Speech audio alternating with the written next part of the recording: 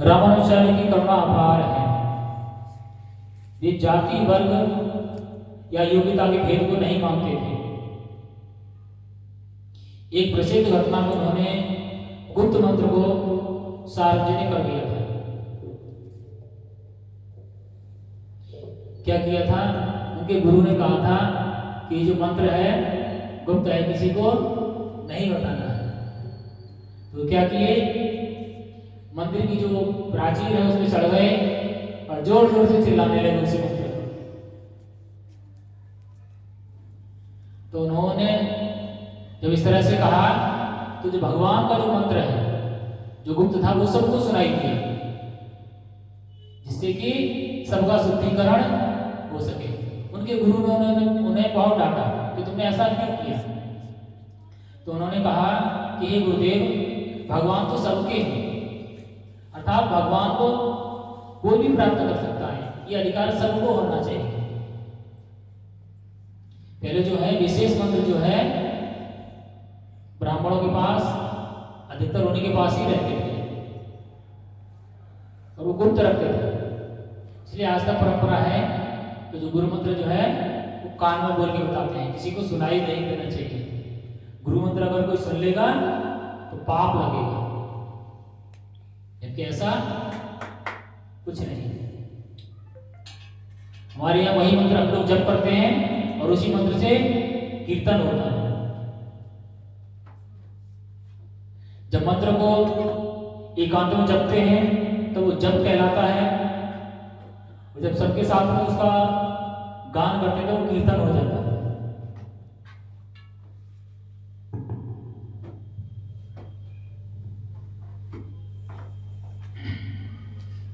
उनके गुरु ने ये कहा था कि तुमने जो है जो गुप्त मंत्र है उसको सार्वजनिक कर दिया है, इसलिए तुम्हें नरक की प्राप्ति होगी। आगे कहते हैं कि चाहे मैं भले नरक में चला जाऊं और ये सभी जीवें अगर वैकुंठ जाएं तो मुझे नरक जाने में कोई आपत्ति नहीं है।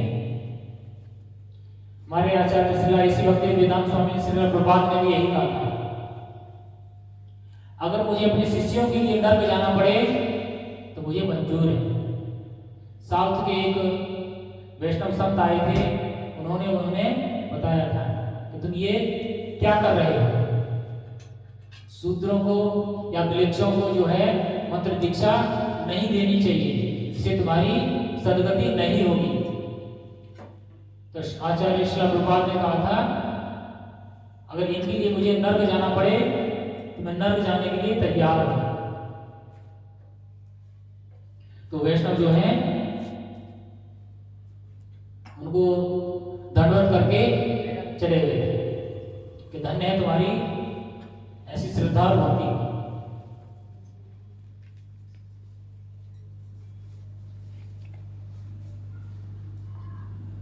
और वे अपने जीवन के अंतिम वर्षों में श्री रंगम धाम में निवास किए।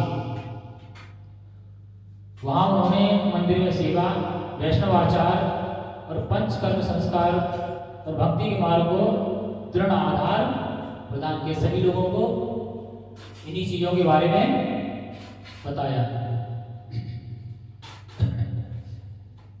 उन्होंने अपने शिष्यों को अपने अंदर क्या गुण उत्पन्न करने के लिए प्रेरित किया। विनय अर्थात सबका सम्मान करना चाहिए, ये अहंकार नहीं होना चाहिए कि मैं श्रेष्ठ हूं, सामने वाला निम्न है। उसके बाद अनुशासन, जो शास्त्रीय नियम है उनका पालन अवश्य होना चाहिए।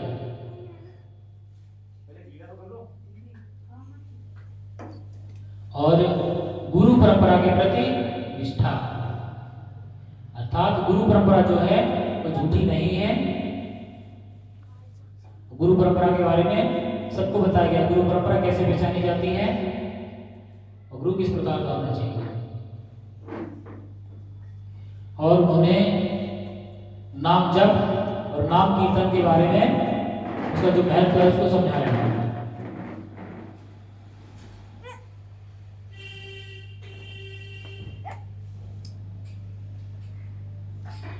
और लगभग 130 वर्ष की आयु में उन्होंने अपने शरीर को त्यागा और भगवान के धाम को प्रस्थान किया। यह दिन उनके भक्तों के लिए विरह का परंतु आध्यात्मिक रूप से अत्यंत पावन दिन है। जो शिष्य होते हैं, शिष्य एक तरह से अपने गुरु का भक्त भी होता है।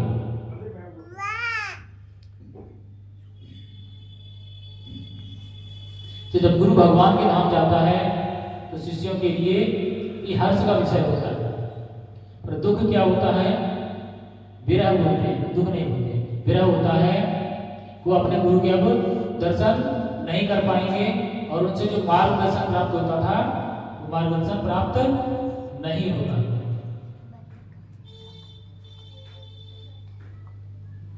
कहते हैं उनके शिष्यों ने, उनका जो शरीर है आज भी समाधि अवस्था में श्री रंगम मंदिर में आज भी विद्यमान है।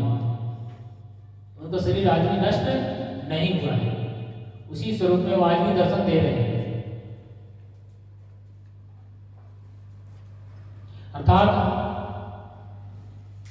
1000 वर्ष पहले हमारे देश में ऐसी तकनीकी विद्यमान थी कि हम किसी के शरीर को सड़ने से बचा सकते थे, अर्थात मम्मी बना सकते हैं। ये हमारे पास भी ज्ञान था।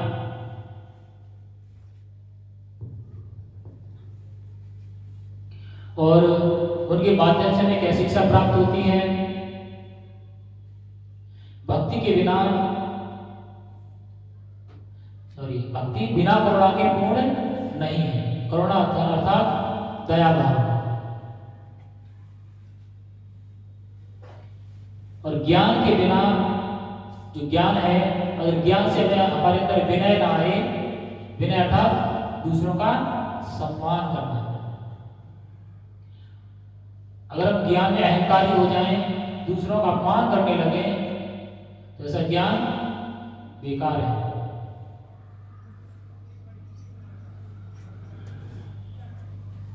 और जीवन बिना शरणागति के अपूर्ण है। अर्थात अगर हमें मानव जीवन प्राप्त हुआ है तो हमें गुरु की शरणागति ग्रहण अवश्य करनी चाहिए। कब करनी चाहिए? हमें गुरु की शरणागति कब ग्रहण करना चाहिए? कोई बताएगा?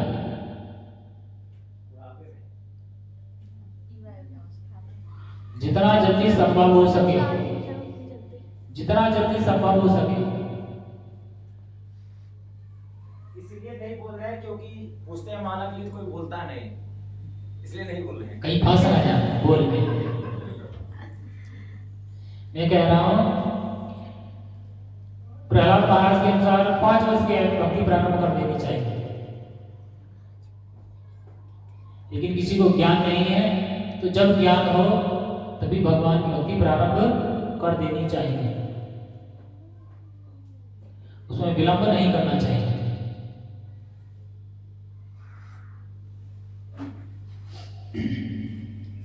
आज के दिन भगवान के परम भक्त श्री रामानुजाचार्य से प्रार्थना कर सकते हैं कि हे रामानुजाचार्य, हमें भी नारायण भगवान की अर्थात कृष्ण भगवान की शुद्ध भक्ति में प्रदान कीजिए और सच्ची शरणागति और वैष्णवों के चरणों की सेवा हमें प्रदान कीजिए, क्योंकि बिना वैष्णवों की सेवा के हम भगवान तक नहीं पहुंच सकते।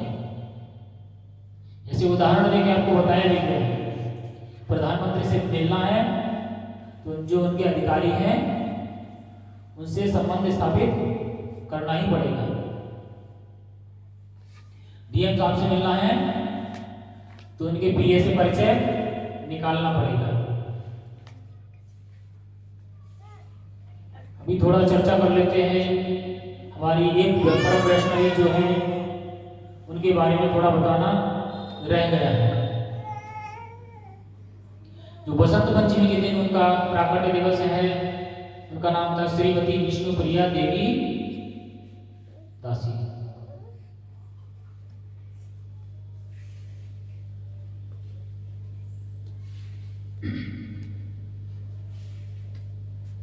और कहते हैं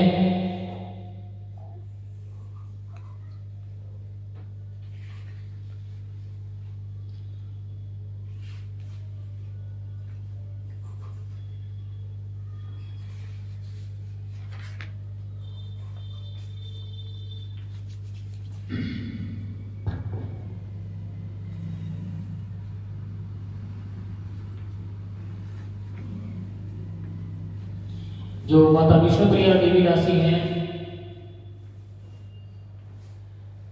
वो चैतन्य महाप्रभु की द्वितीय पत्नी थी।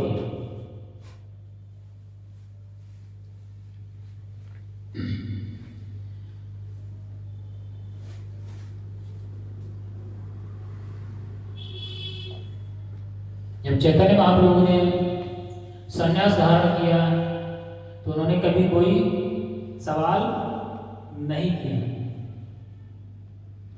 और आजकल अगर स्त्री होती तो तुमने बिना पूछे इतना बड़ा निश्चय कैसे कर दिया, तुम्हारी हिम्मत कैसे हुई?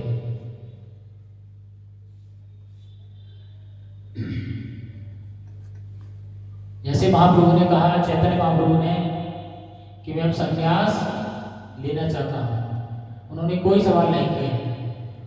उन्होंने कहा कि जैसे आपकी प्रसन्नता है उसी में मैं प्रसन्न हूं।